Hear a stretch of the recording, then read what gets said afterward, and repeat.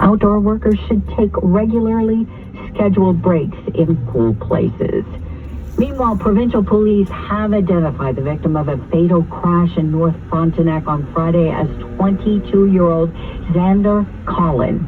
Investigators say he was behind the wheel of the vehicle, which landed in a ditch about 5:30 p.m. on Friday evening. A 22-year-old passenger was airlifted to hospital. No word on the condition of his injuries. Police still investigate the cause of that accident. Ottawa Public Health confirms 31 newer cases of COVID-19 out of 744 cases across the province on Saturday. Public Health Ontario also confirmed 24 deaths across the province yesterday. 25 people remain hospitalized due to the virus in Ottawa, while 4 others are needing additional care in area ICUs. Pope Francis is expressing sorrow over the recent discovery of the remains of 215 Indigenous children at a former residential school in Kamloops, BC. But the pontiff isn't offering the apology sought by Prime Minister Justin Trudeau. The Prime Minister on Friday called on the church to take responsibility for the abuse and deaths that occurred at Canada's government-sponsored church-run residential schools for Indigenous children. In remarks to faithful gathered at St. Peter's Square today, Francis called on political and church authorities to work to shed light on what he's calling this sad affair and to foster healing. Marking the 40th anniversary of the first report on AIDS, doctors and celebrities and politicians broke ground in Los Angeles for a monument that will honor AIDS victims. Here's more from Democratic Congresswoman Maxine Waters.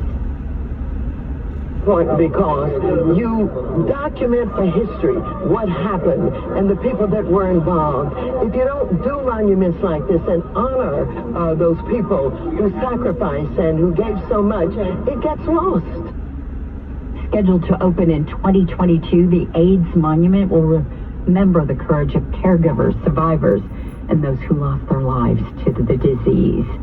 Today marks 77 years since D-Day. Allied naval forces began landing Allied armies this morning. A 50-mile stretch of the coast of France's Normandy region was the location of the largest seaborne invasion in history on June 6, 1944, that turned the tide of World War II. Like last year, most public events at Omaha Beach are canceled because of the ongoing pandemic. Travel restrictions have prevented veterans and families of fallen soldiers from making the trip to France, and official ceremonies are being limited to a small number of selected guests and dignitaries. There are likely only a few hundred veterans still alive. Soldiers on D-Day are now mostly in their mid-90s or older. Todd Ant, ABC News.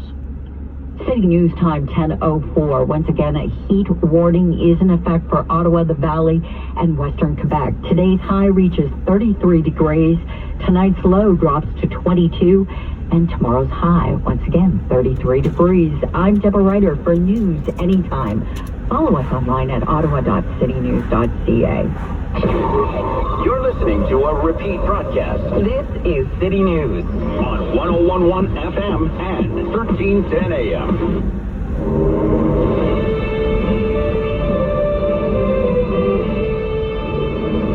Inform your opinion.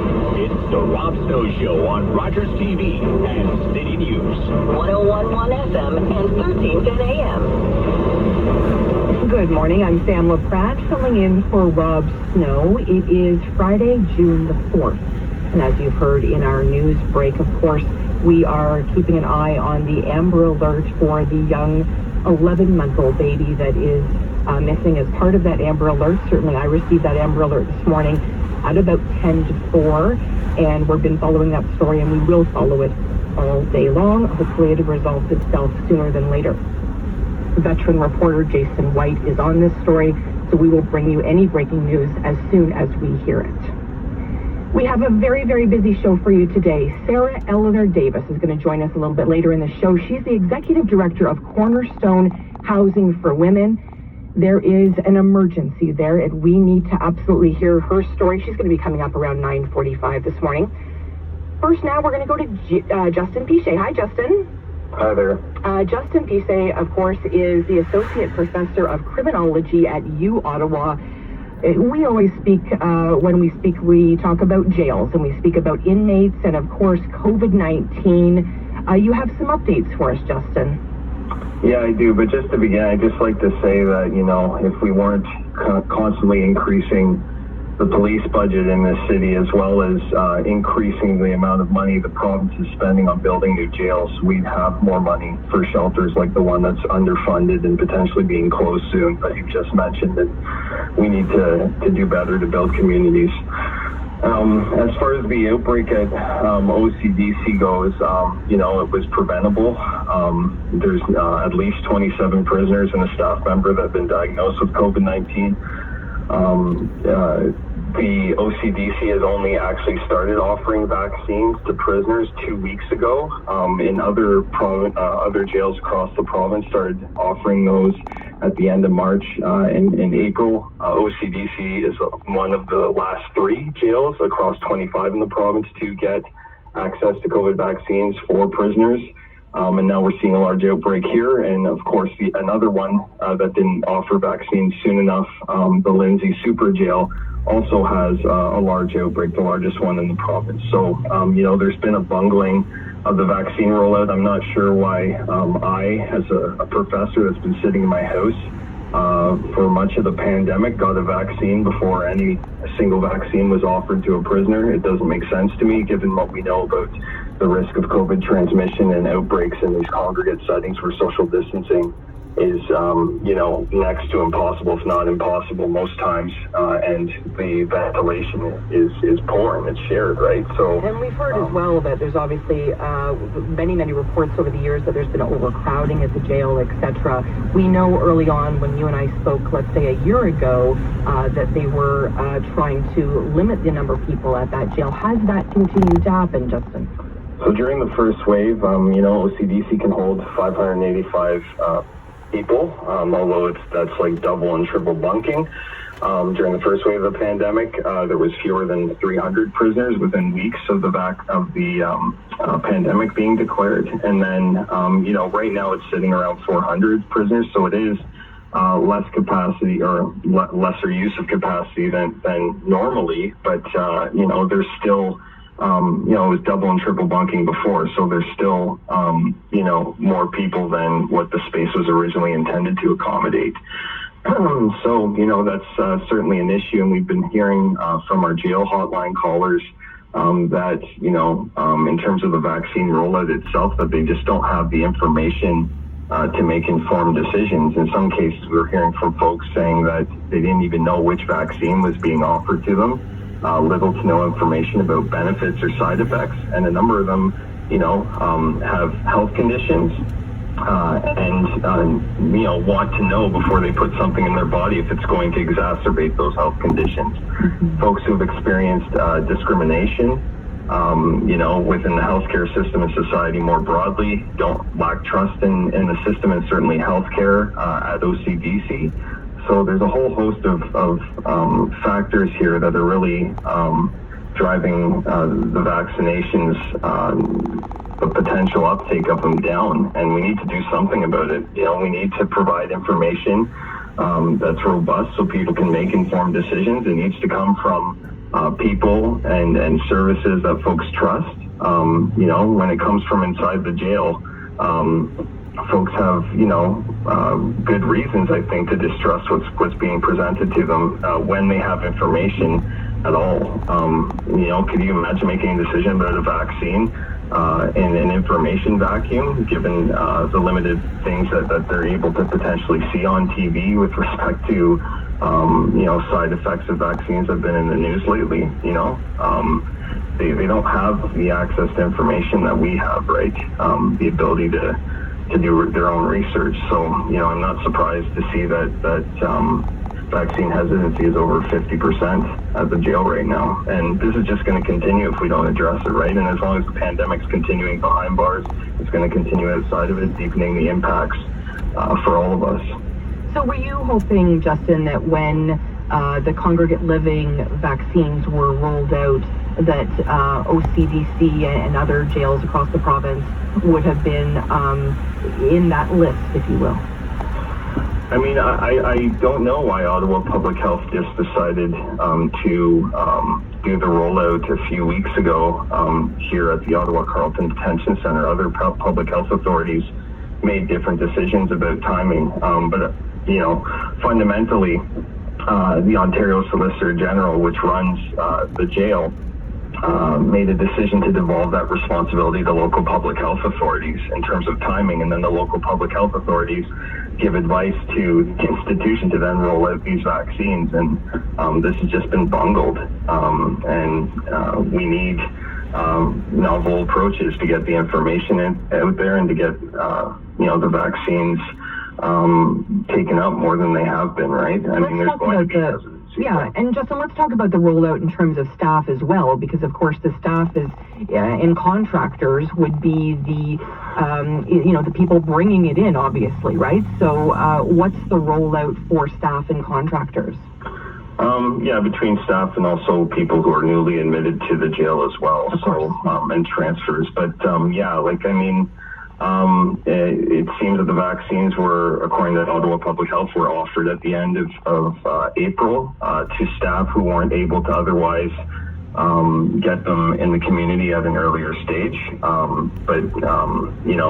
We're assuming, we don't know. I mean, this is part of the issue too, is we actually don't know how many vaccines have been administered to staff and prisoners across the province, because the province doesn't disclose those figures publicly. The government of Quebec, for instance, has publicly disclosed in recent months how many prisoners are offered vaccines. They don't do that for staff. Correctional Service Canada has done similar things for prisoner uptake of vaccines, so that it can be transparent, so that we know what kind of issues we're up against. Thank you so much, Justin. I really appreciate you sharing your thoughts on this. We really will be following this story, but we do have some breaking news we'd like to share with you. We understand that police have been seen retrieving a crying baby from the area of Pinecrest and Carling. The baby, we understand, has been taken to an ambulance. The baby's identity at this point is unconfirmed. This is giving us some hope here, though, on City News. So we will be following that story for you. Our veteran reporter, Jason White, I know will be on this, so we will look for his next report as well. This is something that's obviously concerned many, many people this morning. Many people were woken up this morning at about 10 to 4. When did you get it, Dave? Did you get the Amber Alert this morning at about 10 to 4, or was that sort of my time? It was about 4 o'clock for sure.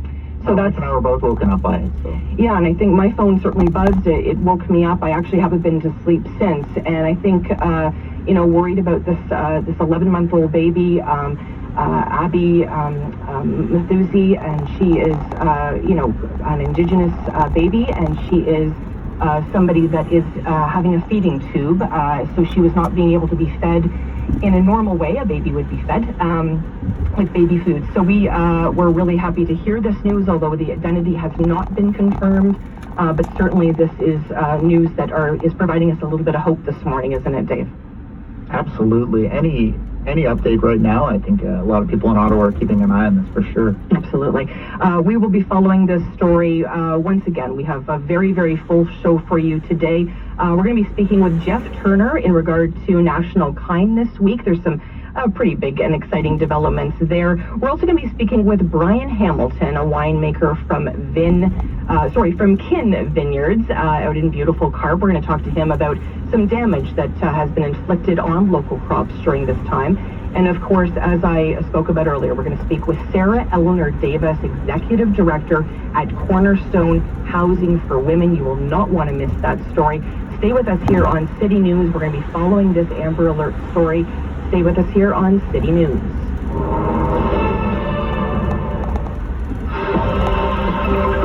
From the City News Weather Center, I'm Deborah Ryder. The forecast for Smith Falls and Ottawa. A heat warning is in effect for Ottawa and the Valley today with a mix of sun and cloud, a chance of rain and risk of thunderstorms. The high reaches 33 degrees. Tonight, a mix of cloud and rain with risk of thunderstorms. The low drops to 22 degrees. Tomorrow, sunny with increasing cloudiness. The high reaches 33 degrees. Start your digital business transformation in less than 25 minutes. With the Toronto Region Board of Trade and Rogers for Business, unlock new opportunities for your business by completing a free digital needs assessment. Start today to get access to tools and mentorship to digitally transform your business and gain a competitive advantage. And up to $50,000 value free. Visit rap.bot.com today. That's rap.bot.com. I gotta tell you, boss, ever since I found out about Good Food's ready-to-cook meals that they deliver right to your door, I feel a lot less pressure when I'm barbecuing. How so? Every week they have 30 new recipes to choose from, and they practically cook themselves. Now everyone thinks I'm the barbecue king. Boy, those portobello burgers sure smell good. Right? I've totally taken my barbecue game to the next level, and I'm happy to take all the credit. Good Food. Eating evolved. Visit makegoodfood.ca. Certain conditions apply. Details on makegoodfood.ca. If you're driving less these days, I've got good news and bad news. Good news, you're saving on gas. Bad news, a vehicle that sits may develop issues. Good news, the all-in spring event has you covered. Receive a free seasonal tire changeover and brake inspection with the purchase of Peace of Mind maintenance service. Plus, get $20 off Mopar or Magnetic Morelli brakes when you sign up for Mopar exclusives. And buy 3 tires, get the 4th free. See your Chrysler, Dodge, Jeep, and Ram dealer for details. If we built it, we know it. Spring cleaning is when homes get a new twinkle in their eye, A new spring in their step. a new color in their Jeep. Call 1-800-GOT-JUNK. We'll be there before you hang up the phone. When that shiny truck from 1-800-GOT-JUNK arrives at your house, It's a sign of a new beginning. a clean start. A breath of fresh air. When your home feels clean and happy, The people inside feel clean and happy too. we make junk disappear. All you have to do is point. Call 1-800-GOT-JUNK. Or visit us at 1-800-GOT-JUNK.com. You've worked hard all your life to provide for your family. It has taken a lifetime for you to build your wealth. Make sure it is protected with an estate and legacy plan. Give yourself and your family stability and peace of mind. Peter Fraser and his team at Cardinal Planning can help you protect your family and estate for generations to come. Minimize high taxes and fees. Ensure generational success. Wisely set up inheritances and more. Keep your wealth. Talk to the professionals at Cardinal Planning because peace of mind is a conversation worth having. Visit cardinalplanning.ca. Hey, it's your Ford vehicle here. Tough year, I know. But summer's here.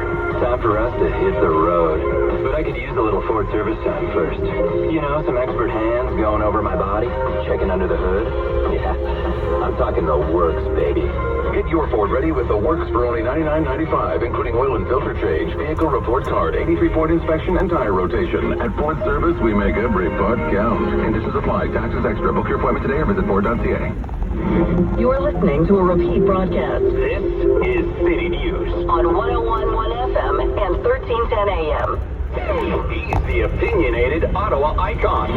The Rob Snow Show returns On Rogers TV and City News. 101.1 FM and 1310 AM. I'm Sam LaPrade filling in for Rob Snow here on City News and Rogers TV. We are following the breaking news story regarding this Amber Alert. You may have been woken up this morning by that at around 10 to 4 was my time. My producer here, Dave Tripp, received it around 4 o'clock as well. We have been following this story this morning. Our City News veteran reporter, of course, Jason White, has been following this story. We understand police have been seen retrieving a crying baby from the area of Pinecrest and Carling, and that's, we know from OPS, that's where the baby had gone missing this morning. The baby was taken to an ambulance, which is good news. However, I will tell you, the baby's identity has not been confirmed, and police are expecting to update us soon. I know Jason White is on this story, and he will bring us the absolute latest. So stay here on City News for this Amber Alert for Abby Mathusi, 11 months old. She has a feeding tube. This was a very urgent situation, so we are following this story. We're going to shift gears a little bit and speak with Jeff Turner. Hi, Jeff. Right, Sam, how are you? Good morning. As you know, Jeff, we may have to break into our conversation today to bring the breaking news regarding the Amber Alert, but let's talk about this incredible initiative you have worked for years on, which is National Kindness Week. Well, before we do, I hope that is Abby, and you break in and tell everybody that they found her and she's okay. So I don't mind at all if that happens. That'd be great news. Absolutely. You and Rabbi Bulka have been working very, very hard for many years. And of course, we're all thinking about Rabbi Bulka. We know that he's He's dealing with some serious health issues right now, but you received some incredibly good news this week. Sam, we did. And thank you. Excuse me. Thank you for asking. Jeff, I'm sorry I have to interrupt you. We have just heard, this is such good news. The OPS say the 11-month-old girl has been located safely. This Amber Alert has been canceled. This is the news we were waiting for in the city this morning, waking up this morning at 4 a.m. to know that an 11-month-old baby was missing is not the news we want to hear. To know that she's been located safely is the news we all needed today. And I am so thrilled to bring that news. I know Jason White will give us an update as well, so stay with us here for the 9:30 news. But Jeff, let's start our conversation again, and that is really the best way we want to start this call today, in terms of knowing that Abby is safe. Let's talk about National Kindness Week. I appreciate your flexibility this morning, Jeff. National Kindness Week, of course, yourself and Rabbi Bolka have worked for years on this, and once again, you've got some great news. Share it with us, Jeff. Well, I'm happy to, and on the heels of that news, I'm glad to.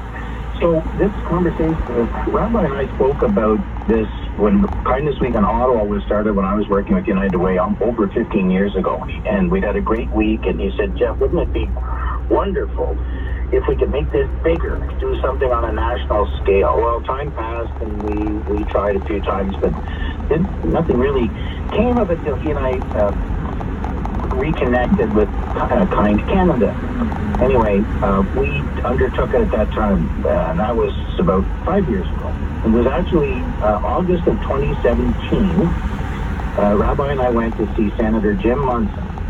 After getting guidance, I did, from a number of people, that trying to get a bill in this country passed in Parliament is really time-consuming and challenging. And I know, because we've been lobbying for about 8 months by that point with MPs and not going real far, and got this advice to go to the Senate. Went to Jim Munson, and he said, I love this, I'm on it, can't wait.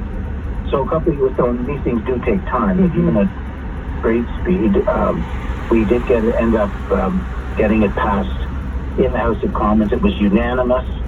It had passed in the Senate previously, and it had actually, I should say, with Jim's efforts a couple of years ago, that Parliament prorogued, and the bill was dropped. So we started again. And you spoke of Rabbi's illness, it's his cancer, and when Rabbi announced his circumstances in December, I spoke with Jim, and we said, let's really put a push on and try and get this going again, and he did that very week, and it moved along to the Senate well. And then we found folks out in the House of Commons really very obliging, and there was a vote. It was unanimous, and Sam, I watched it all unfold live. It was just, it was extraordinary, and every party in the House had a representative with a 10-minute time limit to talk about the bill.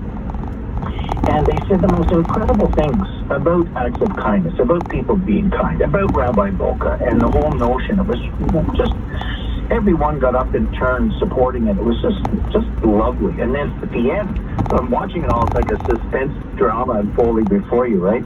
And then suddenly the speaker stands up and reads a document and says the bill's passed. Wow. And there you go. We are the first country in the world whose government has declared a specific week of the year dedicated to kindness. It's the third week of February. Is there anything more Canadian, Jeff? Hockey, maybe, but... True. Okay, we'll go with hockey. Hockey, then kindness. It just really speaks, I think, to Canadians, and I think it speaks to the great work that, of course, you and Rabbi have done. But I think the timing of this is really important, and I think it's an important opportunity for Canadians to really recognize each other and share this time, for sure. Well, you're absolutely right, and in fact, in listening to the speakers, that was a recurring theme. The MPs were standing in the House, and wherever they were, actually, because some of them were remote, obviously, but they often spoke about acts of kindness they'd seen in their communities. People reaching out to neighbors. And you're right, the timing has been brutal. This pandemic has taken its toll on people at so many different levels. And you know that there's been a lot of folks encouraging kindness through this time, but acts of kindness have prevailed genuinely and sincerely around the world, but certainly in this country and in Ottawa. It was so refreshing and wonderful to see. And the MP spoke about that this has been a very tough time, and we really, we really could use more kindness right now to help us get through this even more. And we're a good country for that. There's an incredible support for philanthropy in this community, as you know, and this country. But people talk about Canadians being friendly, but that's not the same as being kind. And this has been brought out in the pandemic that people really are, helping people get groceries, do yard work, and in the winter shoveling walkways, just even phoning people and